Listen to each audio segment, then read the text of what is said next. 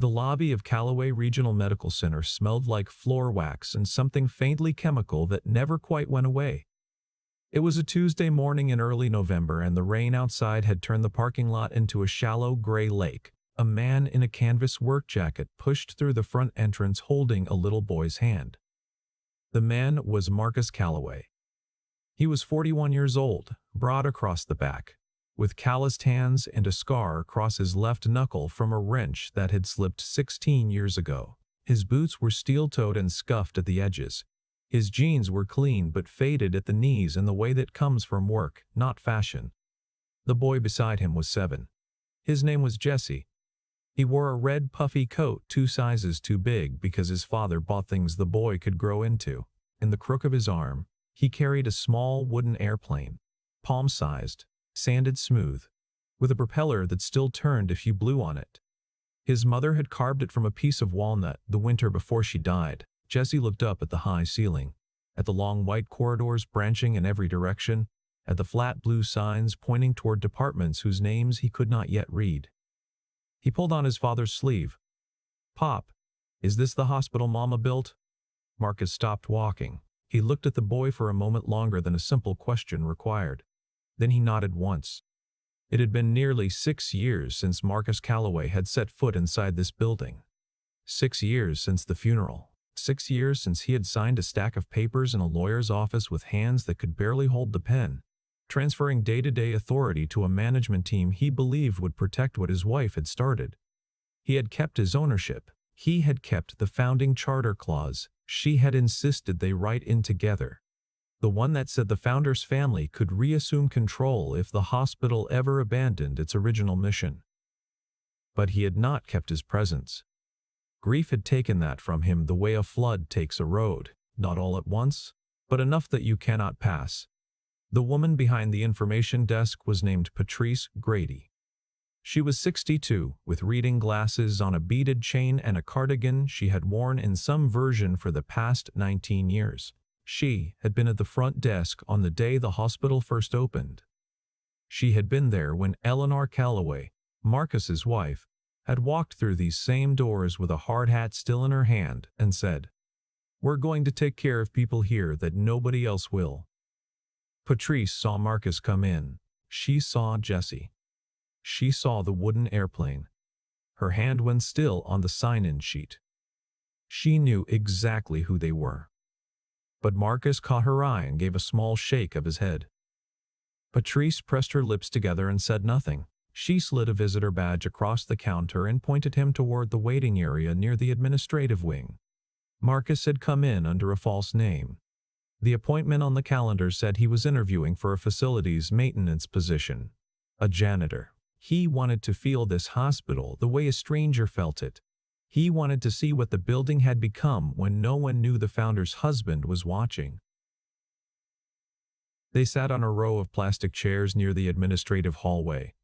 Jesse swung his legs.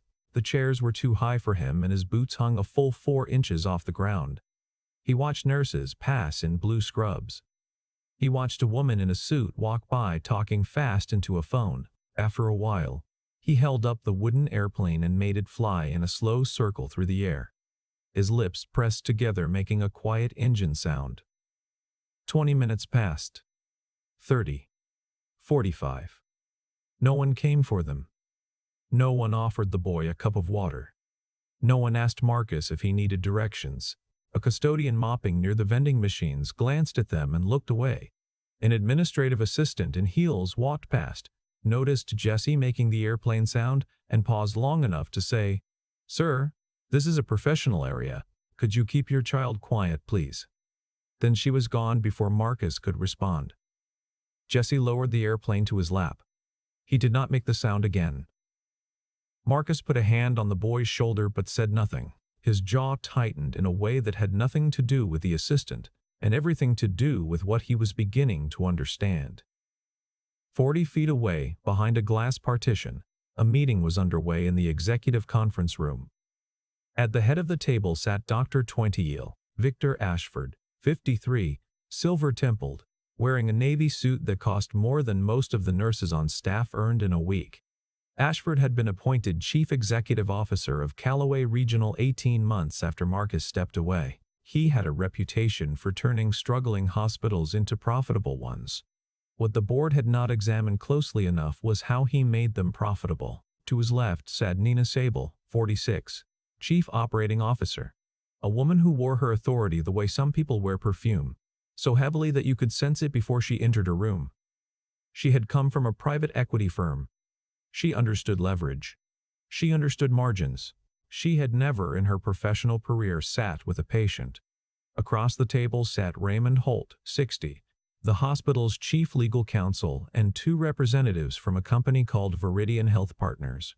Viridian was a national chain that had spent the past decade acquiring community hospitals in mid-sized cities, stripping their charity programs, converting them into for-profit surgical centers, and selling the real estate of anything that did not perform. Victor Ashford was presenting what he called a strategic partnership proposal.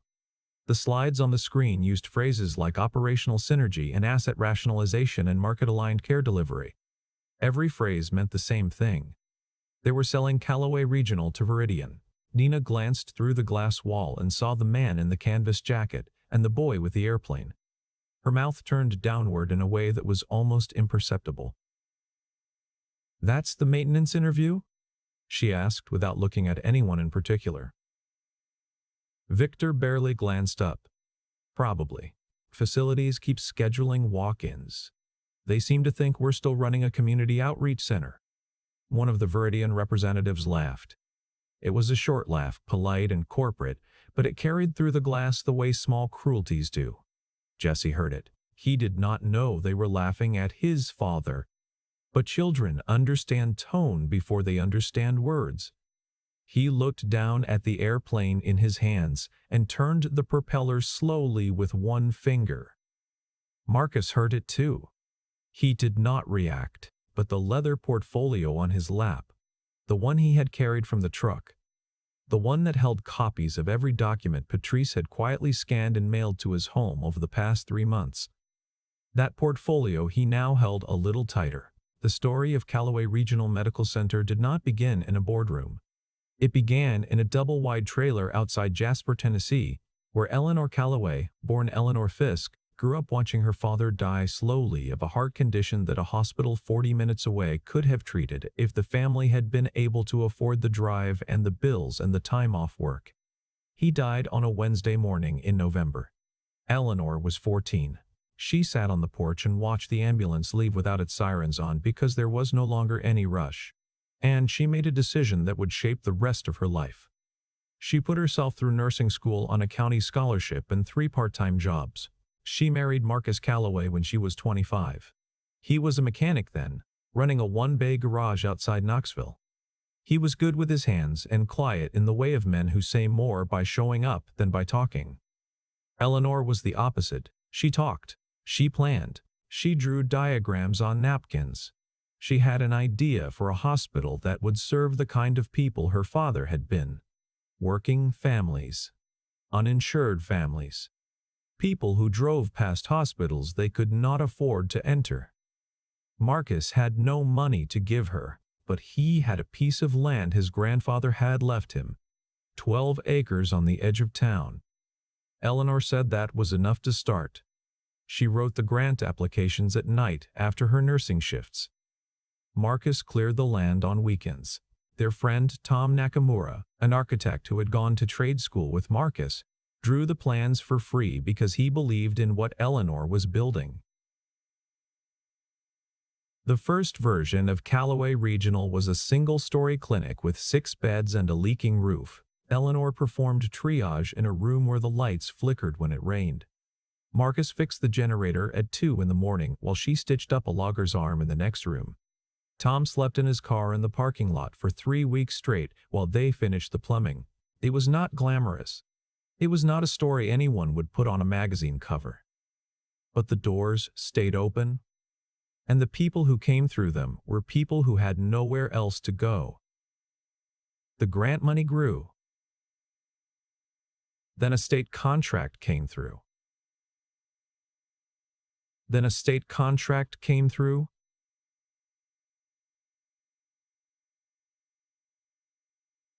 Eleanor had a gift for making bureaucrats understand that numbers represented actual lives. Within 4 years, Calloway Regional had expanded to a full hospital. Within 7, it had 3 satellite clinics across rural East Tennessee. The backup generator system Marcus had rigged from secondhand parts became a model that 2 other county hospitals adopted. The sliding scale billing program Eleanor designed was written up in a health policy journal. Then Eleanor got sick. It was pancreatic cancer, the kind that announces itself late and moves fast. She was 36. Jessie was 14 months old. She died on a Sunday evening in the same hospital she had built, in a room overlooking the hills she had grown up in. Marcus was holding her hand. Jessie was asleep in a carrier on the floor beside the bed. The wooden airplane was in Eleanor's other hand. She had carved it during her last weeks because she said she wanted Jessie to have something she had made with her own hands. Something that would last longer than she could. Tom Nakamura died 8 months later. A scaffolding collapse at a construction site across the state. The call came on a Thursday afternoon. Marcus was feeding Jessie mashed sweet potatoes in the kitchen. He put the phone down, wiped his hands on a dish towel, and sat on the floor with his back against the cabinet for a very long time. 2 losses in a year. Marcus did not have the capacity to run a hospital and raise a son and carry the weight of 2 graves at the same time. He stepped back. He signed the operational authority over to the board. He kept his ownership stake. He kept the founder's emergency clause buried in the charter.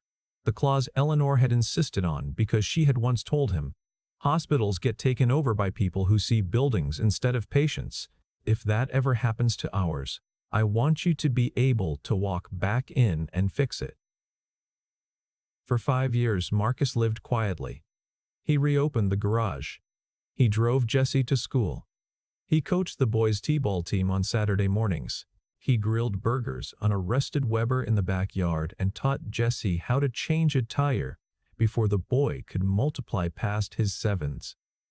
On Sunday afternoons, they drove out to the cemetery and put wildflowers on 2 graves. To the county, Marcus was the quiet mechanic whose wife had done something extraordinary before she passed.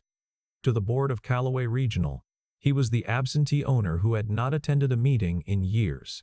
To Jessie, he was simply Pop, the man who never missed a bedtime story and whose hands always smelled faintly of engine oil and soap. The envelope arrived on a Thursday. No return address. Inside were a USB drive and a single sheet of paper with a handwritten note. "They are gutting everything she built. Someone needs to see this." Marcus plugged the drive into the old desktop computer in the garage office. Jessie was doing homework at the kitchen table. The files took 11 minutes to load. There were 27 of them. Internal budget reports showing that the free clinic program had been defunded 9 months ago. Patient intake data revealing that the sliding scale billing system had been quietly replaced with standard commercial rates. Vendor contracts redirected to shell companies whose registered agents shared addresses with Victor Ashford's brother-in-law. A nearly complete acquisition agreement between Calloway Regional and Viridian Health Partners, priced at 38% below independent valuation. A personal compensation clause guaranteeing Ashford a $12 million payout upon closing. A side letter granting Nina Sable an executive vice president position at Viridian's Southeastern Division. Marcus read until the kitchen light turned off automatically at midnight. He read the way a man reads when he is deciding whether to stay quiet or tear something down. The free clinic was gone. The satellite locations were scheduled for closure. The sliding scale program had been buried so the hospital would look like a cleaner acquisition target. Viridian's internal memo, included in the files, described their post-acquisition plan in clear terms. Convert the surgical wing into a private specialty center, eliminate the emergency department's uncompensated care budget, and sell the 12 acres of land, Marcus's grandfather's land, to a commercial developer. Every project Eleanor had stayed up nights to build would be erased, not by failure, by arithmetic. The sender, Marcus would learn later, was a billing analyst named Diane Cho, 34 years old, who had noticed duplicate payment codes while reconciling quarterly accounts. She had traced the codes to companies that did not appear to exist. She had not felt safe reporting internally. She had not trusted the board. The only person she could think of was the man whose name was still on the building. Marcus did not call a lawyer. A public fight would give Ashford time to shred the trail. He did not call the board because he did not yet know which members were compromised. He decided to walk into the hospital himself, not as the owner, as nobody. In the morning, Jesse saw him take the canvas jacket off the hook by the back door. "Where are we going, Pop?" Marcus said he had some business at the hospital. Jesse asked if he could come because it was a teacher workday. Marcus was about to say no. Then Jesse picked up the wooden airplane from the nightstand and said, "Maybe Mama's hospital misses us." Marcus looked at his son for a long moment. Then he put the boy's red coat on him and they drove to Calloway Regional together, because the child was the reason that his mother's name could not be sold. From the plastic chair, while Jesse flew the airplane in silence, Marcus watched. A nurse asked a billing clerk for approval to order insulin for an uninsured diabetic patient who had come in through the ER. The clerk shook her head and said the new protocol required commercial coverage verification before medication authorization. The nurse said the man was in the hallway with a blood sugar of 400. The clerk said she understood, but the policy was the policy. An elderly woman in a wheelchair was told by an intake coordinator that her Medicaid referral had been deprioritized, and she would need to seek care at the county facility 30 miles south. The woman asked how she was supposed to get there. The coordinator said that was not within the hospital's scope of service. A young resident in a white coat tried to enter the administrative wing to deliver a patient complaint about billing. A security guard stopped him. "Dr. Ashford's in a meeting. No clinical staff on this floor without an appointment." Marcus saw these things and felt something heavier than anger. He felt the distance between what Eleanor had built and what this place had become. The building was cleaner. The signage was sharper. The lobby had been renovated with stone tile and recessed lighting. But the spirit that had made it worth building, the belief that a sick person who could not pay still deserved to be treated like a human being, that spirit was gone. It had been replaced by metrics. Jesse leaned close. "Pop, how come everybody looks mad?" Marcus put his arm around the boy. "They're just busy, bud." But it was not busyness. It was the particular tension of a place where people have learned to look away from things they know are wrong. Inside the conference room, Victor Ashford was walking the Viridian representatives through the final terms. He spoke with the calm fluency of a man who had done this before. He referenced Eleanor Calloway's name once, briefly, as part of the hospital's legacy branding potential. Nina Sable nodded. The phrase did not bother her. Names were assets. Stories were leverage. Sentiment was what you managed, not what you felt. Almost an hour had passed. Jesse was hungry. He did not complain. He had learned early that his father did not always have the time or money for snacks between meals, and he had taught himself to wait without asking. But his stomach made a sound, and he pressed the airplane against it as if that might help. Marcus reached into his jacket and pulled out a granola bar. He unwrapped it and handed it to Jesse. A few crumbs fell on the tile. A passing administrative assistant looked at the crumbs, then at Marcus, then at Jesse. "There's a cafeteria on the first floor," she said. "This area is for scheduled visitors." Marcus bent down without a word and gathered the crumbs into his palm. Jesse watched him do it. The boy did not understand everything that was happening, but he understood that his father, who was the strongest and best man he knew, had just bent down on his knees to pick up crumbs off a floor so that a stranger would not be annoyed. Something in Jesse's face changed. The openness that children carry like a lantern began to dim, just slightly. The way it does when a child first senses that the world does not see his parent the way he does. At that moment, the conference room door opened. Victor Ashford stepped out with Nina Sable and one of the Viridian executives. They were heading toward a side office to review signature pages. Victor's eyes passed over Marcus the way eyes pass over furniture. Then he noticed Jesse and the granola bar. "Is this the facilities candidate?" he asked Nina without lowering his voice. Nina checked her phone. "Apparently." He brought his kid. Victor shook his head slowly. This is exactly the culture problem I've been cleaning up. Eleanor Calloway used to let staff bring their children to work, babies in the break room, toys in the hallway. She thought it made people feel at home. He paused. It made the hospital look like a daycare. He said it clearly enough for Marcus to hear. He said it the way a man speaks when he is certain he is standing above everyone in the room. Jesse heard his mother's name. He looked up. He did not understand the context, but he felt the tone. He tugged his father's sleeve. "Pop," he whispered. "That man said Mama's name." Marcus put his hand on Jesse's head. His fingers were steady. His face was still, but something behind his eyes had shifted. The patience that had held him in that chair for an hour was no longer patience. It was preparation. Nina turned to Marcus with the polished expression of someone addressing a problem that was beneath her. "Sir, the maintenance interview has been moved to next week. You'll get an email. I'd suggest arranging childcare before your next visit." Jesse's voice came up from somewhere small and brave. "My pop fixes everything. He can fix your hospital too." Nina stared at the boy for a moment. A flicker of something, maybe discomfort, maybe recognition, crossed her face. Then it was gone. She turned and followed Victor down the hallway.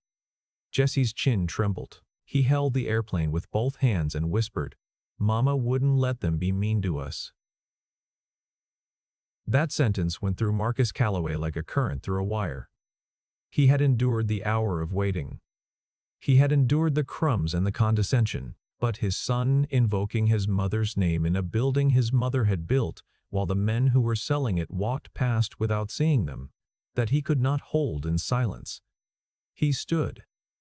He told Jesse to stay with Miss Patrice. He walked the boy to the information desk. Patrice took Jesse's hand without a word. She looked at Marcus and her eyes said what her mouth could not, "Go." Marcus walked toward the conference room. A security guard moved to intercept him. Marcus reached into the leather portfolio and drew out a single laminated card. It was old. The edges were soft with handling. It bore the hospital's original seal, the one Eleanor had designed herself. A simple outline of a house with a cross above the door. Beneath the seal were the words, "Marcus Calloway, Founding Family. Charter Authority, Calloway Regional Medical Center." The guard looked at the card. He looked at Marcus. He stepped aside. Marcus pushed open the conference room door. The Viridian representatives were still at the table. Raymond Holt, the legal counsel, had a pen in his hand. Victor Ashford was standing near the window with a coffee cup. Nina Sable sat at the far end reviewing a document. 2 board members were present, along with Viridian's Regional Acquisitions Director. Victor turned. His face registered annoyance first, then confusion. "Who let you in here?" Marcus did not answer. He walked to the head of the table, the seat that had been empty since Eleanor died, and set the leather portfolio down. The sound was quiet, but it carried. Raymond Holt saw the portfolio. He saw the man's hands, the mechanic's hands, and something cold moved through his stomach. Marcus opened the portfolio. He laid the Charter Authority card on the table beside the Viridian contract. He looked at no one in particular. "I sat out there for an hour," he said. "My son asked me why everyone in his mother's hospital looks angry. I didn't have a good answer, so I came in here to find one." Victor Ashford's face went white. Not all at once. It happened in stages, like a man watching water rise toward his door. He had seen photographs of Marcus Calloway, old photographs from newspaper clippings during the hospital's early years. The mechanic in the lobby was the mechanic in those photographs. The jaw was the same. The hands were the same. The stillness was the same. Nina Sable did not recognize him yet. She only saw a man in a work jacket who had walked into a room he had not been invited to. "Sir, you need to leave. This is a private meeting." Marcus looked at her. "The meeting is about selling a hospital that belongs to my family. I'd say that makes it my business." He did not raise his voice. He did not need to. What happened next took 5 minutes. People who were in that room later described it the way you describe a storm that arrives without wind. In the first minute, Marcus presented identification. Raymond Holt verified the charter authority card against the hospital's founding documents on file. The authentication was confirmed. Marcus Calloway was the sole inheritor of Eleanor Calloway's ownership stake, the controlling shareholder, and the holder of the emergency charter clause. Victor tried to push back. He said Marcus had been absent for years, that the board had full operational authority, that this was not how governance worked. Marcus answered without raising his voice. I didn't need to be in this room to know what you've done to it. In the second minute, Marcus laid the Viridian acquisition agreement on the table. He turned to the page listing the sale price. 38% below independent valuation. One of the Viridian representatives reached for the document. Marcus set his hand flat on the page. Don't. Copies are already with 3 attorneys and the State Attorney General's office. The Viridian representative pulled his hand back as if the paper had burned him. In the third minute, Marcus produced Victor Ashford's personal compensation clause. $12 million upon closing. Then a second document showing payments routed through a consulting firm whose registered agent was Victor's brother-in-law. Then a third, an internal email from Victor instructing the CFO to adjust downward the hospital's reported community benefit metrics to make the acquisition math work. Victor tried to laugh. Those are taken out of context. Marcus turned the page. The next document was a memo Victor had written to Nina Sable in his own words. The charity programs are dead weight. Once Viridian closes, nobody will remember what this place used to be. The room was very quiet. In the fourth minute, Marcus laid out what had been done to Eleanor's programs. The free clinic, defunded. The sliding scale billing, eliminated. The satellite clinics, scheduled for closure. The emergency generator maintenance budget, redirected to renovate the administrative wing. He placed each document on the table slowly, one by one, the way a man lays bricks. Nina Sable lost her composure for the first time. You walked away. You left this hospital for 5 years. You don't get to come back and... Marcus looked at her. His voice did not rise. I left this hospital to raise my son after I buried his mother in a room down the hall. You came here to sell the land my grandfather cleared with his own hands. Don't confuse those two things. The silence that followed was absolute. It was not a pause. It was the sound of a room understanding that the ground beneath it had shifted and was not going to shift back. In the fifth minute, Marcus drew out the emergency charter clause. Eleanor had written it into the hospital's founding documents on the night they had first incorporated, sitting at the kitchen table with a legal pad and a cup of coffee that went cold 3 times before she finished. The clause allowed the founding family to reassume full operational control if the hospital was found to be the target of fraud, undervalued sale, or abandonment of its charitable mission. Marcus took out a pen. It was not expensive. It was a plain blue ballpoint, the kind Eleanor used to keep in the pocket of her scrubs. He signed the reinstatement order in front of every person in the room. Then he laid a stack of termination notices on the table. Victor Ashford, Nina Sable. Every board member whose name appears in these documents. Your authority over this hospital ends now. Victor shouted that Marcus had no legal standing. Nina threatened litigation. The Viridian Acquisitions Director began typing rapidly on his phone. Marcus answered once. Sue me. Discovery will show a jury exactly what you did to a dead woman's hospital. Security entered the room. They did not approach Marcus. They approached Victor and Nina. As Nina was escorted past the glass partition, she saw Jesse standing beside Patrice at the information desk. The boy was holding the wooden airplane in both hands. He was not crying. He was watching her with the clear, steady gaze of a child who does not understand everything but understands enough to know that something important has just happened. Nina looked at the boy and then looked away quickly, as if his face had shown her something she did not want to see. When the room emptied, the silence stayed. No one clapped. No one spoke. The reversal had taken 5 minutes. but the consequences would take months. Raymond Holt remained seated. He was the hospital's legal counsel, and he had known about the Viridian deal. He had not orchestrated it. He had not profited from it. But he had reviewed the documents. He had seen the undervaluation. He had said nothing. Marcus looked at him. "How much did you know?" Raymond was quiet for a long time. "Enough to have spoken up. And I didn't." Marcus studied him. The answer was not an excuse. It was not a defense. It was a man telling the truth about his own failure. And that told Marcus something about what kind of man Raymond was. Marcus slid a second folder across the table. Inside were the records showing how Victor had managed the board. Meeting agendas altered after distribution. Financial reports with key pages removed before board review. Email chains with Raymond CC'd on edited versions while the originals went only to Victor and Nina. "He used you as a stamp," Marcus said. "That doesn't make you innocent, but it means you still have a choice about what you do next." Raymond looked at the documents for a long time. Then he stood. He addressed the remaining board members. "I am formally requesting that the Viridian transaction be frozen immediately, that an independent audit be initiated, and that emergency operational authority be transferred to Marcus Calloway under the founding charter clause."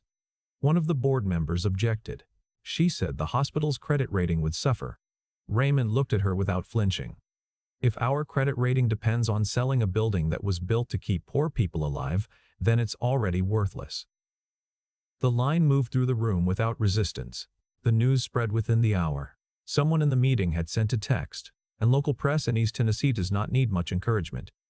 The founder's husband had returned. He had walked into his own hospital unrecognized. He had cleared the executive suite in a single morning. Victor and Nina fought back. They hired attorneys.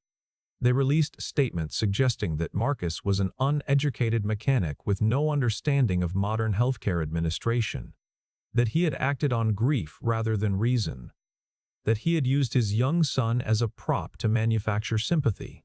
Victor appeared on a local news broadcast and called the reinstatement a hostile takeover by a man who couldn't let go of his wife's ghost. Marcus did not respond publicly. He did not have to. Diane Cho's documents were already with the state attorney general. The audit had begun, and the people who worked at Calloway Regional, the nurses and technicians and custodians and billing clerks who had watched the charity programs disappear and the sliding scale patients turned away. Those people already knew whose side they were on. That evening, Marcus did not go home. Jesse fell asleep on a couch in a side office, the wooden airplane resting on his chest, rising and falling with each breath. Patrice brought a blanket from the nurse's station and laid it over him without making a sound. Marcus stood in the doorway and watched his son sleep. He asked himself if he should have kept the boy home. Then he remembered Jesse's voice in the hallway. "Mama wouldn't let them be mean to us." And he understood that if he had stayed silent today, his son would have grown up remembering that his father let strangers sell his mother's hospital without standing up. Raymond stayed too. He took off his jacket and rolled up his sleeves. He and Marcus sat in a small office and went through the documents page by page. The tension between them was real, but it was the honest tension of two men doing work that should have been done years ago. What they found was worse than Marcus had expected. The free clinic had been completely shuttered. The sliding scale program had been replaced with a collections agency contract. 3 of the original nurses Eleanor had hired were preparing to resign. The backup generator system, the one Marcus had built with his own hands from secondhand parts, had been decommissioned and sold for scrap. The satellite clinic in Jasper, the town where Eleanor had grown up, where her father had died because the nearest hospital was too far away, that clinic had been closed for 4 months. No announcement. No explanation. The doors just locked one morning and never reopened. Marcus set the file down. He was quiet for a long time. Raymond finally asked, "Why didn't you come back sooner?" Marcus looked through the glass at his sleeping son. "Because there are years when a father only has enough left in him to keep one small person alive, and I chose the one who called me Pop." Raymond did not answer. He understood, perhaps for the first time, that the man sitting across from him was not a billionaire reclaiming his empire. He was a widower who had spent 5 years learning how to braid his son's hair and pack his lunchbox and fall asleep in a chair beside a small bed, and who had come back only because someone had told him the thing his wife had died believing in was about to be destroyed. The next morning, Marcus called an all-staff meeting. The broadcast went out to every department: nursing, surgery, billing, maintenance, the satellite clinics that were still open, the administrative offices on every floor. Some employees thought the hospital was closing. Some feared layoffs. Some thought the founder's husband would give a speech and then vanish back into the garage where he had spent the past 5 years. Marcus walked onto the small stage in the hospital auditorium wearing the same canvas jacket. He had not changed into anything finer. He wanted the people who worked at Calloway Regional to see him as he was. Jesse sat in the front row with Patrice. Raymond stood at the side of the room. Marcus did not begin with numbers. He began with a story. He told them about a double-wide trailer outside Jasper. He told them about a 14-year-old girl watching an ambulance leave without its sirens on. He told them about Eleanor selling her nursing textbooks to buy supplies for the first clinic.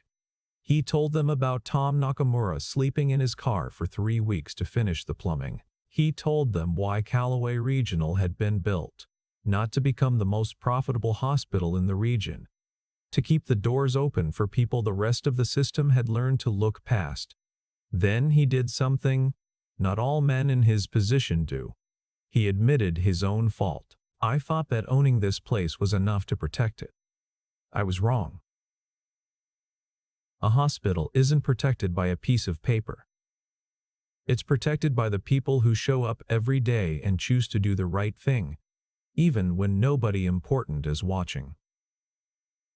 He announced 3 decisions. The first was that the Viridian acquisition was canceled, effective immediately. The second was that a full independent audit would begin, and all evidence of fraud would be referred to state and federal authorities. The third was that every program Eleanor had created would be restored: the free clinic, the sliding scale billing, the satellite clinics, the generator maintenance budget. The Jasper clinic would reopen within 60 days. If you want to leave, he said, you can leave with your dignity. If you stay, you need to understand that this hospital will not be run on fear anymore. It will not be run on contempt. And it will not be run by people who see a building where my wife saw her neighbors. The room was still. Then Diane Cho stood up. Then Patrice stood. Then an older nurse in the 4th row who had been at the hospital since the first year. Then more, until nearly everyone in the room was on their feet. Raymond walked to the front. He stood beside Marcus but not in front of him. He spoke without the legal precision he had worn for years. I failed this hospital. I saw what was happening and I chose silence because silence was easier. I will not make that choice again. Jesse watched from the front row. He did not understand every word a grown-up had just said, but he understood the simplest thing. A room full of people had stood up for his pop. 3 months passed. The audit confirmed everything the documents had shown. Victor Ashford and Nina Sable were named in civil and criminal proceedings. They lost their positions, their professional licenses, and their reputations. Viridian Health Partners withdrew its offer. 3 board members resigned. Calloway Regional did not heal overnight. But the free clinic reopened. The sliding scale billing returned. The satellite clinics resumed operations. The Jasper Clinic unlocked its doors on a Tuesday morning in February, and the first patient through the door was an uninsured woman with chest pain who said she had been driving past the building every week hoping the lights would come back on. Marcus did not consider the hospital's financial recovery his greatest achievement. The moment that mattered to him came on an ordinary afternoon when he was walking past the break room and heard a young nurse say to a colleague, "This is starting to feel like the hospital I applied to." Raymond stayed on. He had asked for a reduced role, one focused on rebuilding the compliance systems he had once allowed to be hollowed out. The trust between him and Marcus grew slowly. Respect first. Honesty second. A careful reliability. Third.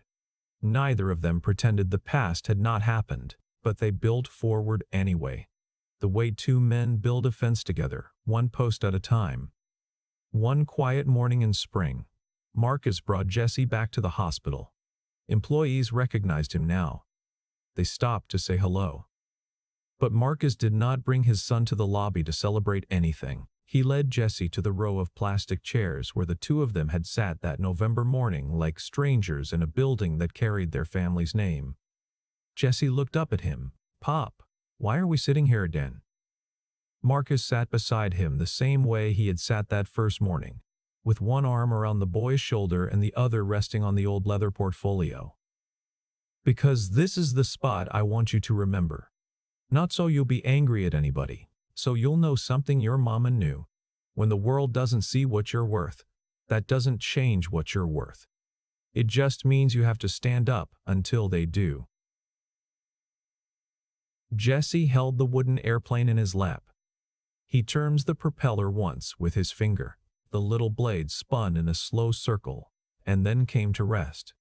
Patrice watched them from behind the information desk. She had been there on the day the hospital first opened. She had seen it built. She had seen it nearly lost. Now she had seen the family come home. Marcus put his hand over his son's hand, over the airplane, over the last thing Eleanor had made with her own hands, and together they sat in the quiet lobby of Calloway Regional Medical Center while the morning light came through the windows and fell across the floor like something that had been waiting a long time to return.